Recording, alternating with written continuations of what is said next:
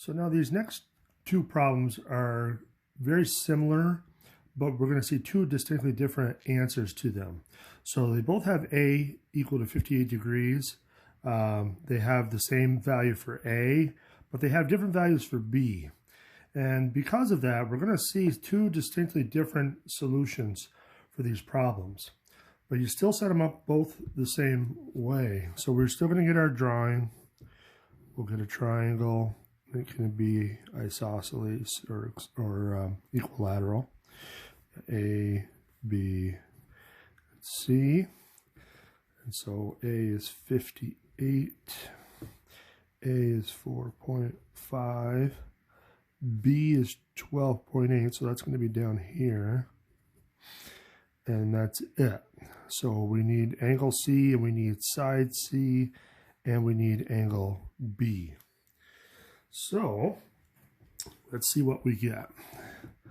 Now, since we have the pair of A and angle A and side A, we can get angle B. We should be able to if we use our law of sines. So let's put our sine of 58 over the 4.5. And then we'll get our sine of B over 12.8. So now if we do a little cross multiplying, so we'll get the sine of B is essentially 12.8 sine of 58 all over 4.5. So now if we do that, 58 sine equals that divided by 4.5. So we get 2.41. Now remember, this is the value of the sine of B. 2.4122, and then it goes on. So now that's the sine, so we need to find the angle. So if we use second sine now, we get an error. Now, why do we get an error? And the reason why is because the sine can't be bigger than 1. Remember, if you go back to your graphing of your sine and cosine curve, the highest it can get up to is 1, and the lowest it can get down to is -1. So if it's above 1, then there's just no way that can happen. So that's the problem.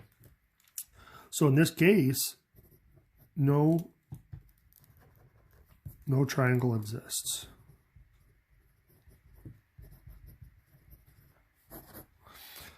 So there's no solution. You know, another way to say that, no solution. Now, what happens when we shrink the value of B? Now, just to go back for a second before we get into this one, the problem is that our drawing is just bad.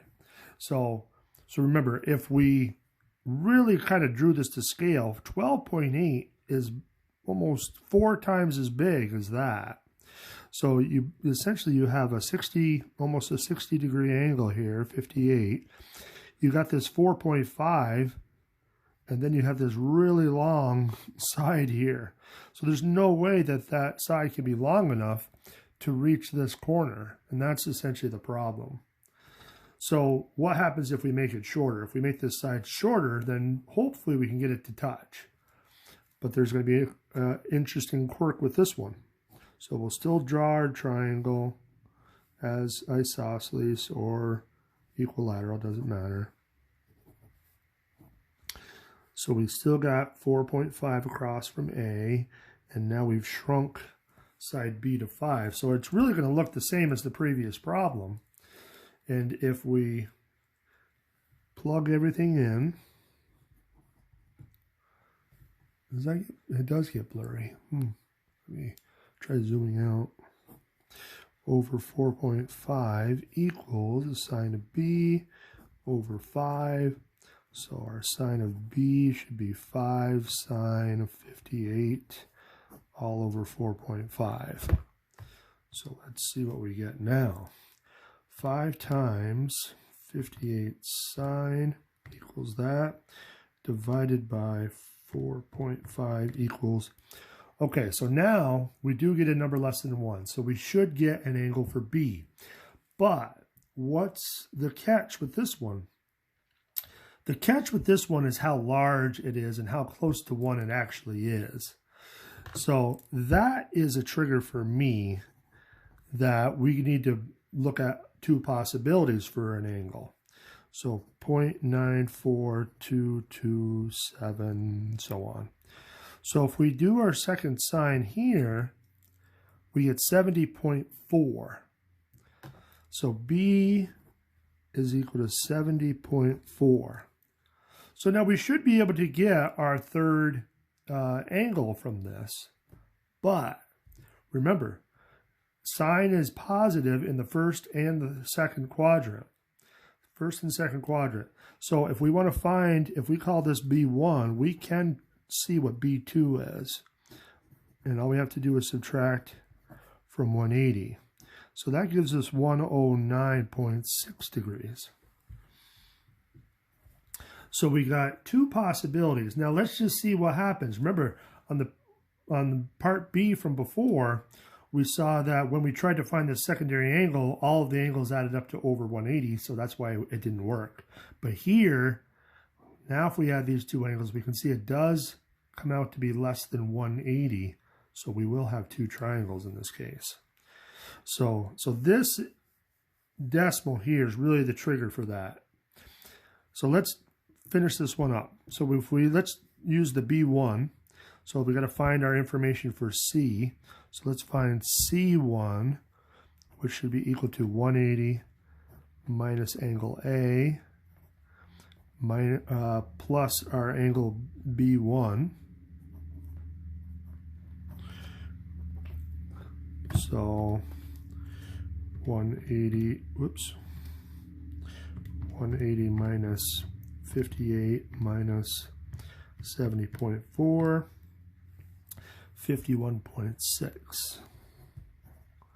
So C1 is 51.6. Let's do C2. So now we want to add in our second B value.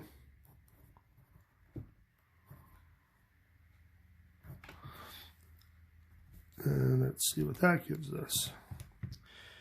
Minus 58 minus 109.6. 12.4. So 12.4 degrees for that one. So we got two angles for C. We got two angles for B. Well, we're going to have to get two values for C, side C as well. So we're going to have to use sine of 58 over 4.5. And now let's do the C1. So sine of 51.6 over C, 1.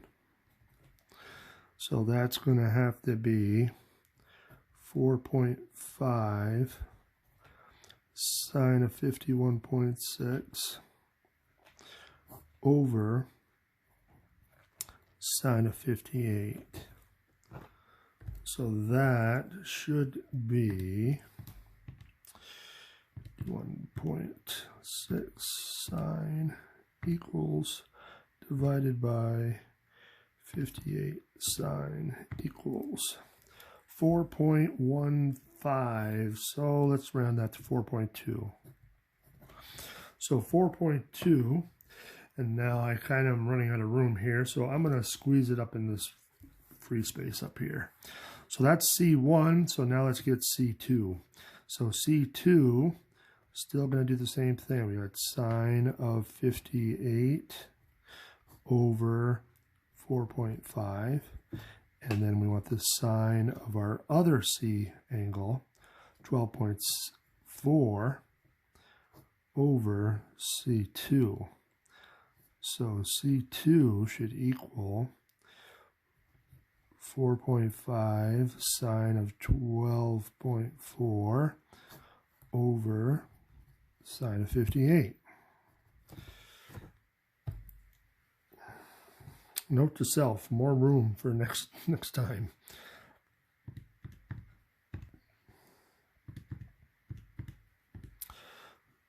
So there's the top, and let's divide it by the 58 sine equals 1.13. Well, let's just round it to 1.1.